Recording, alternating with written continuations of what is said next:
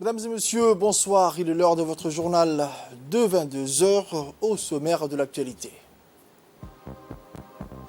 Pour les actualités nationales, l'IGAD, en collaboration avec la coopération allemande via la Guise et le gouvernement djiboutien, le ministère de l'Éducation ont organisé une réunion de consultation de 2 jours à Arta. Pour les actualités internationales, toujours nationales, distribution de flux plastiques de 100 litres pour le stockage d'eau au profit des ménages de 10 kg Sonkal. Et enfin, pour les actualités internationales, la République de Corée, Séoul et Washington entament leur exercice militaire annuel. Merci encore, mesdames et messieurs. Si vous nous rejoignez dans cette édition, je vous disais dans les titres, l'IGAD, en collaboration avec la coopération allemande et le gouvernement djiboutien, le ministère de l'Éducation, ont organisé une réunion de consultation de 2 jours sur le plan de réponse chiffrée de l'éducation nationale de Djibouti pour la mise en œuvre de la déclaration de Djibouti sur l'éducation pour les réfugiés, les rapatriés et les communautés hôtes. La rencontre s'est déroulée au centre Sunny-Hill, dans le décor idyllique de la ville touristique d'Arta. De l'IGAD, Dr Kebede Tsegaeb a rappelé que l'IGAD a été chargé de soutenir l'élaboration et la mise en œuvre de plans d'intervention nationaux chiffrés pluriannuels en matière d'éducation pour assurer une éducation inclusive pour les réfugiés, les déplacés internes et les rapatriés ainsi que les communautés hôtes. En conséquence, l'IGAD a travaillé avec les États membres et les partenaires pour élaborer des plans chiffrés. Et certains d'entre eux ont déjà adopté leurs plans et ont déjà commencé la mise en œuvre. D'autres, comme Djibouti, la Somalie et le Kenya, travaillent encore à l'élaboration de leurs plans, a-t-il conclu. La consultation nationale a généré des informations et alimenté d'importants échanges sur l'état d'avancement et de la préparation de plans nationaux chiffrés, qui était l'un des engagements des États membres et des partenaires de l'IGAD. Ce fut aussi l'occasion d'identifier les lacunes et les recommandations pour les combler. Il fut convenu de prochaines étapes en termes de mise en œuvre efficace de plans chiffrés djiboutiens afin d'accélérer l'accès inclusif à une éducation de qualité pour les réfugiés, les rapatriés, les communautés d'accueil dans le pays. Cette consultation nationale à Djibouti a réuni des partenaires de la GIZ, du pays, de l'UNESCO, des experts de l'IGAD et des participants des bureaux gouvernementaux concernés, notamment le ministère de l'Éducation, les établissements d'enseignement supérieur et des formations, mais également les agences partenaires. Pour rappel, l'IGAD travaille avec des partenaires et des parties prenantes étroitement concernées, notamment le gouvernement allemand par l'intermédiaire de la GIZ, du HCR, de l'UNESCO, de l'UNICEF, de l'ICW, de l'Union européenne, pour mettre en œuvre les diverses actions décrites dans la déclaration de Djibouti. L'IGAD a aidé les États membres à élaborer et à mettre en œuvre des plans chiffrés.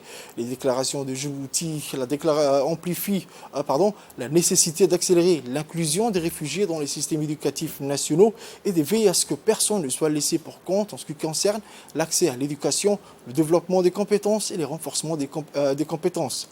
En 2017, les États membres de l'IGAD ont signé conjointement la déclaration de Djibouti dans laquelle, entre autres domaines d'action, l'élaboration d'un cadre régional des certifications a été identifiée également comme l'une de ces 5 interventions stratégiques. Les interventions régionales de l'IGAD dans le domaine de l'éducation sont informées par le pacte mondial sur les réfugiés et le pacte mondial sur la migration. À présent, on écoute les propos du président du conseil régional d'Arta. Gouvernemental pour le développement, comme vous le savez, qui regroupe tous les pays de la région de l'Est, à commencer par Djibouti, et les acteurs de l'éducation dans un premier temps, et puis les acteurs régionaux, comme moi, président du conseil régional, et officier de l'état civil dans ma région d'Arta. Nous sommes ici aujourd'hui pour le lancement de l'atelier de consultation nationale sur le partenariat qui a été déjà fait dans le cadre de l'éducation des réfugiés et des expatriés, dans laquelle il y a un plan sectoriel qui a été déjà établi. Ceci dit que nous souhaitons plein succès à cette consultation pour l'intérêt de tous.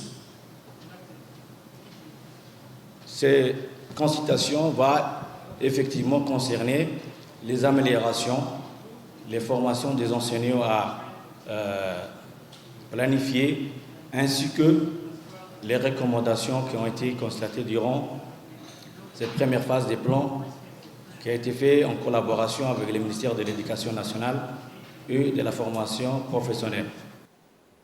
Autre actualité de ce journal, les agents de laboratoire national d'analyse alimentaire, l'ANA, connu dans son acronyme, a procédé aujourd'hui en fin de matinée à la saisie d'un entrepôt de fabrication d'eau minérale. Il s'agit d'une distillerie d'eau avec tous les matériels de la bouteille au bouchon, tous importés du Yémen. Les agents ont perquisitionné cet entrepôt suite à un travail de renseignement et effectué des campagnes de contrôle des moyens de transport des marchandises. Cette opération de saisie des agents de l'ANA en collaboration avec la gendarmerie nationale a été faite dans le cadre de la lutte contre la contrebande et du contrôle des circuits de distribution.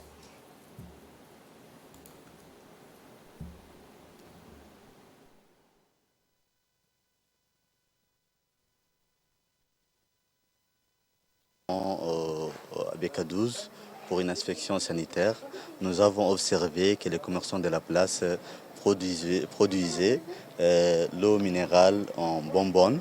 Donc il filtrait l'eau qu'il achetait de l'usine et faisait dans des réservoirs et filtrait et mettait dans des bonbonnes. Donc à cela, il utilisait son propre étiquette. Donc, qui est marqué là-dessus Biomaran, et il étiquetait et fermait le couvercle et vendait sur le marché local. Donc, pour cela, le laboratoire LANA a réagi à cette infraction, donc a fait aussi des prélèvements pour constater et pour évaluer les risques sanitaires que ces commerçants faisaient. Direction la ville de l'Unité, c'est dans le cadre de mouvements de la population nomade déplacée par la sécheresse récurrente de la région de Dikil que le CRD et l'UNICEF ont initié conjointement un projet d'urgence WASH après avoir effectué une évaluation multisectorielle et prise en compte les prioritaires de ces populations sinistrées dans le secteur WASH. Pour la mise en œuvre de projets d'urgence WASH, le Croissant Rouge de Djibouti a effectué aujourd'hui la distribution de fûts plastiques de 200 litres pour améliorer les conditions de stockage d'eau au profit des ménages de Sankal, en annexe avec des séances de sensibilisation sur la promotion de l'hygiène et des démonstrations sur le traitement d'eau à domicile. Ces vastes sensibilisations ont été présidées par des volontaires de la branche d'Idikil, présidée par la coordinatrice de cette branche. Outre, comme prévu, ce projet d'urgence portait la construction de 37 latrines d'urgence sur les 2 sites déplacés, à savoir 18 à Sankal et 19 à Bakéré, composés de 2 blocs de latrines et 2 douches séparées. Et finalement, pour l'approvisionnement de l'eau, il est attendu une extension à l'adduction d'eau à 500 mètres pour l'accessibilité de l'eau aux déplacés, y compris l'installation de bornes fontaines pour la distribution d'eau. Et demain, on va faire à Bakéré pareil pour ça aussi. Ils vont bénéficier de 16 blocs, séparés hommes et femmes. Et cela dépend toujours à la réponse d'urgence que le Croissant Rouge a été engagé d'après un financement reçu de l'UNICEF. Et voilà, on va dire, on est toujours là pour aider les déplacés pour bien améliorer leurs conditions de vie au niveau de l'hygiène. Et pour les filles, les puits destinés pour la population haute, c'est pour le stockage d'eau. Tant qu'on fait une assistance aux déplacés, on prévoit toujours aussi à la population haute. Cette fois-ci, je vous emmène à Lissabié, sur la localité de Assamo, où nous allons voir un autre modèle de réussite dans le monde de l'agropastoralisme. Il s'agit d'un pionnier des surfaces agricoles de la localité, Daher Opsi Aouled. Il était le premier à avoir créé un jardin dans la zone de brousse d'Assamo. Un mag de la rédaction. Ici, sur les 2 rives de l'oued Assamo, fleurissent les jardins potagers et fruitiers à perte de vue. Une initiative qui revient en premier lieu à M. Kashbash, un ancien globe-trotteur qui est venu s'installer à Assamo pour travailler la terre et installer son premier jardin. Moi, j'ai fait le tour du monde pour faire fortune et c'est mon plus grand regret parce que j'ai perdu 15 ans de ma jeunesse. Maintenant, lorsqu'on me dit quelqu'un a immigré, Cela me fait mal au cœur. Moi, j'ai fait la terre tout entière, l'Asie, pays par pays, l'Inde, le Sri Lanka, le Japon, les pays du Golfe et toute l'Europe, à savoir l'Italie, la France, le Royaume-Uni et bien d'autres. Mais je n'ai pas rencontré ce que je cherchais. Il faut savoir que les deux premiers problèmes qui se présentent à vous, à votre arrivée, c'est où loger et où manger. Si vous n'avez pas de domicile, c'est déjà un délit dans les pays européens. Vous êtes un SDF et vous êtes considéré comme un futur délinquant, voleur ou autre. Il ne faut pas vous laisser leurrer par les belles photos postées sur Facebook. C'est l'envers du décor. Ces gens qui postent ces photos sont réduits à l'esclavage sans visage. Leur vie n'est pas du tout enviable. Il faut croire en son pays. Vous avez votre avenir dans votre pays et vous pouvez y vivre heureux.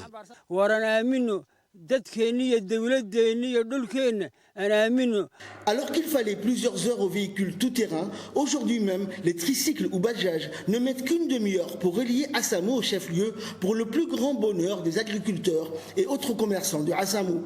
Cette connexion rend plus fluide en effet la circulation entre Ali Sabié et le village agricole de Assamo. Le résultat est bien visible à Assamo qui connaît un essor commercial fulgurant avec ses nouvelles déventures de commerce. Pour les agriculteurs également, dès la récolte fraîche du matin, les produits sont acheminés directement par voie routière avec un simple badjage vers le marché de Ali Sabié. Dans ma ferme, il y a toutes sortes de légumes. Et dès que je cueille tous ces légumes, je les ramène à Ali Sabié et à Djiboutiville afin de les vendre.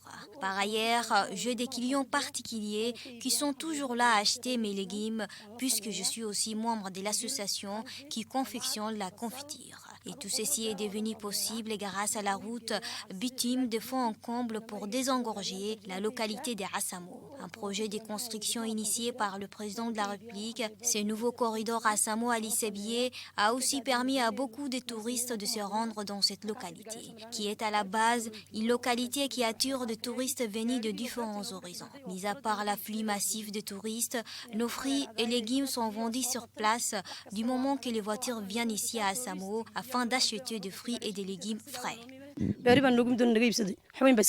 Pour ce qui est du surplus de la production, on observe une innovation de taille à Assamo grâce au ministère de la Femme et de la Famille. Ce dernier a en effet fait appel à un expert agricole ouest-africain pour la formation des agricultrices de Assamo dans les domaines de la transformation et de la conservation du surplus de la récolte. À cet effet, tout un lot de matériel a été remis à ces femmes, dont un laboratoire de préparation à la conservation où l'hygiène est de mise. Des produits ainsi confectionnés sont empaquetés dans des pots sous forme de confiture et seront vendus sur le marché d'Ali Sabié. Cette forme de production qui a démarré en juin 2018 a porté ses fruits. La responsable du laboratoire nous explique cette étape de la production.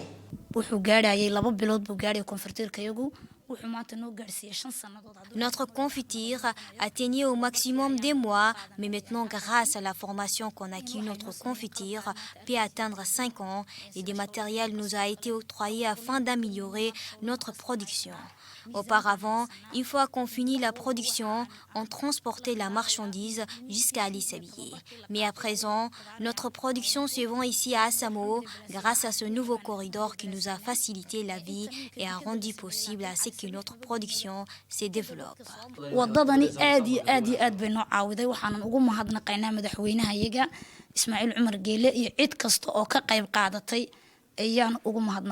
Cette innovation, jusqu'à présent inconnue des agriculteurs djiboutiens, a été un encouragement à travailler davantage la terre, d'où cette expansion sensible des jardins potagers à Assamo, comme vous pouvez le voir sur ces images.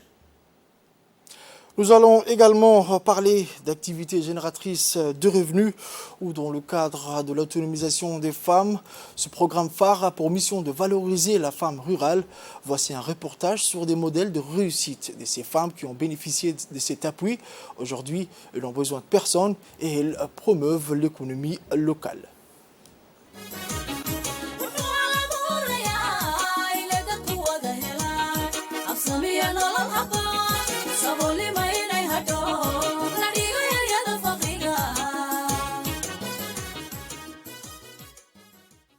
Ali Addi, une localité de la région d'Ali Sabié qui brille par ses particularités. Une localité qui abrite le plus grand camp des réfugiés à Djibouti, devenu au fil des années un modèle d'intégration et un potentiel humain non négligeable. Une diversité culturelle, loin d'être un frein, constitue le leitmotiv du vivre ensemble.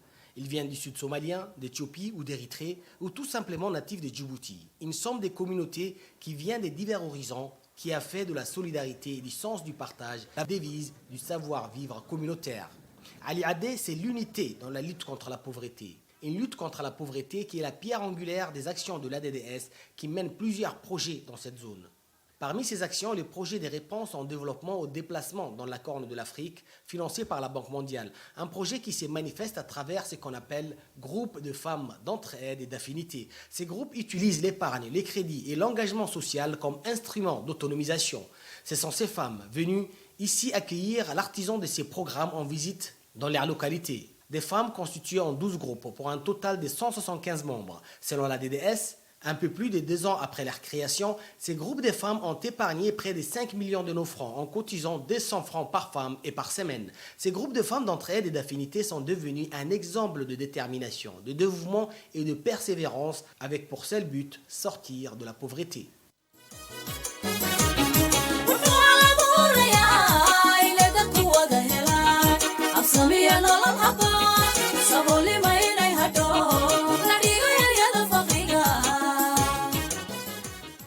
Madina Hassan fait partie de ces mères. Elle est membre du groupe Hodan. Comme beaucoup de femmes, elle a commencé par une sorte de vente à la sauvette. Sa situation a changé depuis.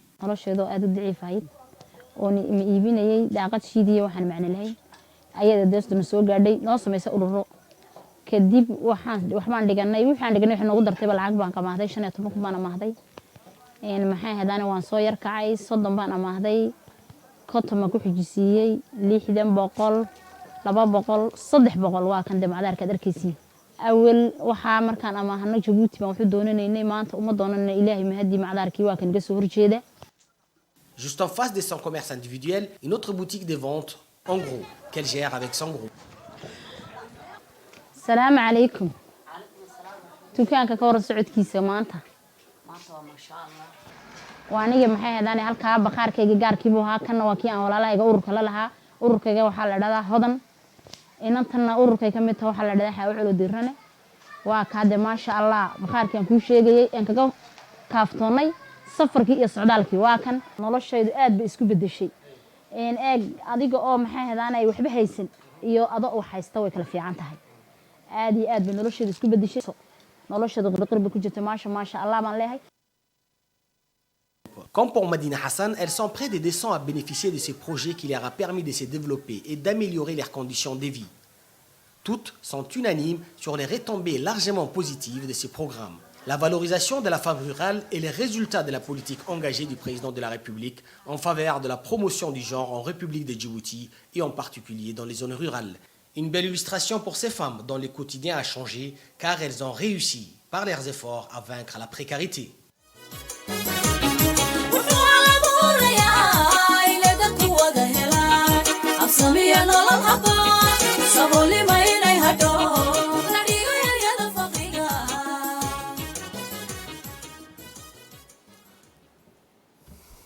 Et ce n'est pas fini. Un troisième MAG qui portera à présent sur le retour des vacanciers. En effet, avec les récentes pluies, le climat s'adoucit. Regardez ce MAG de la rédaction et un commentaire de Mohamed Abdurrahman.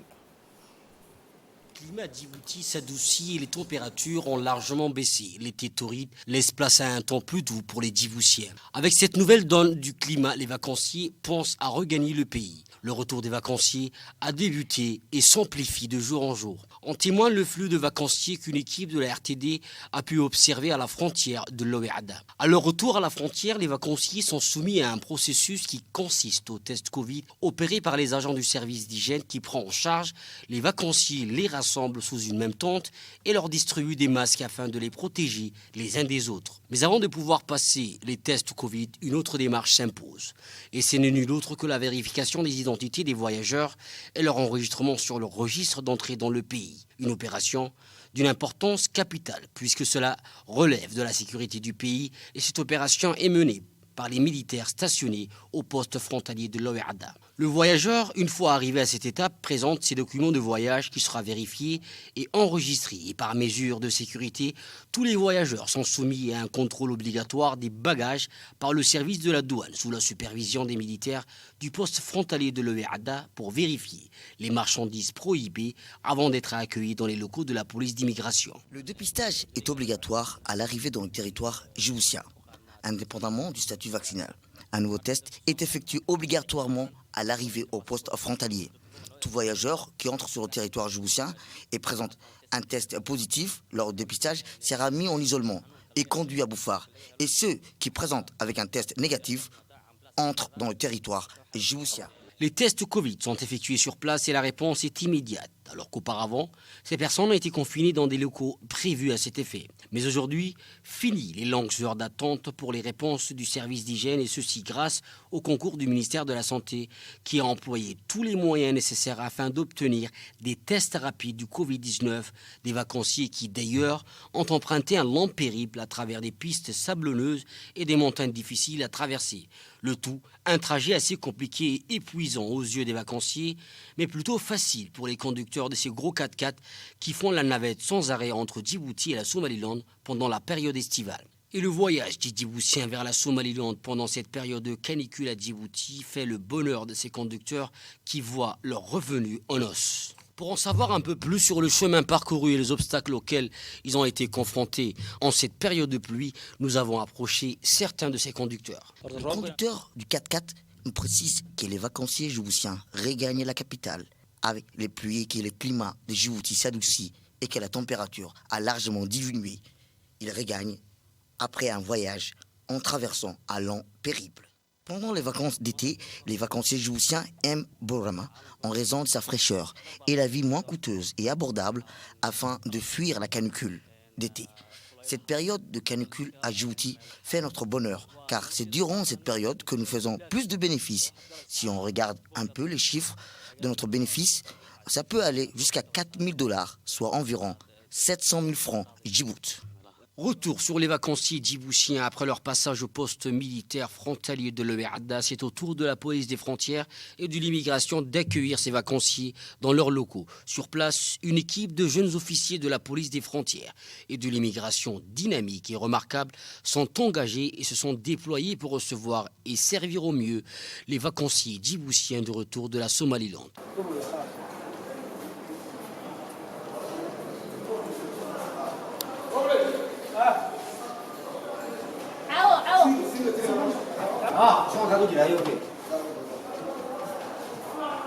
Fatigués et épuisés sur le chemin de retour, ces voyageurs se relayent tour à tour dans les guichets afin de se faire enregistrer et regagner leur domicile.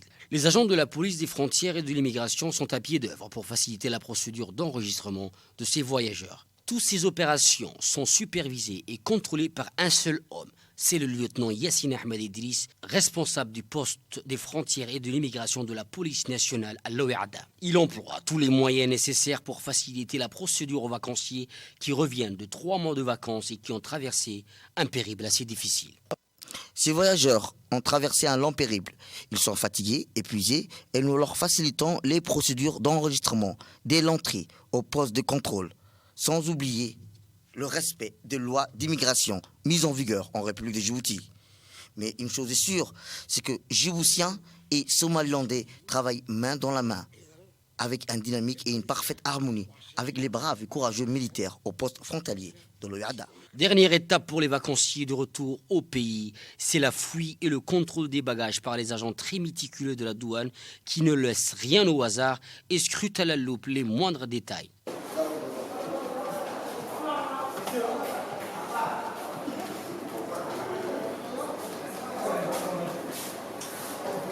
Ils passent au peigne fin l'ensemble des valises des voyageurs pour vérifier les marchandises prohibées ou tout produit ou matériel caché dans les bagages. Toutes ces fouilles et contrôles ont un seul objectif, c'est lutter contre les marchandises ou produits illicites que certains voyageurs s'aventurent à dissimuler dans les valises de voyage. Les gros 4x4 qui les transportent sont aussi scrutés à la loupe et fouillés soigneusement afin de lutter efficacement contre les marchandises ou autres produits de contrebande. Les jours à venir seront décisifs pour les agents de la police des frontières et de l'immigration en poste à l'Ouiada, mais aussi la douane et les militaires dans la mesure où tous les vacanciers feront leur grand retour et regagneront en masse le pays pour la rentrée scolaire. Mais une chose est sûre, c'est que ces Djiboutiens seront entre de bonnes mains. Pour les actualités internationales, je vous disais dans le titre, Washington est un proche allié de Séoul sur le plan de la sécurité. Quelques 28 500 soldats américains sont stationnés au Corée du Sud pour la protéger de son voisin doté de l'arme nucléaire. Les deux pays mènent depuis longtemps des exercices militaires en commun qui tiennent à qualifier de défensifs, alors que la Corée du Nord les considère comme une répétition avant une invasion.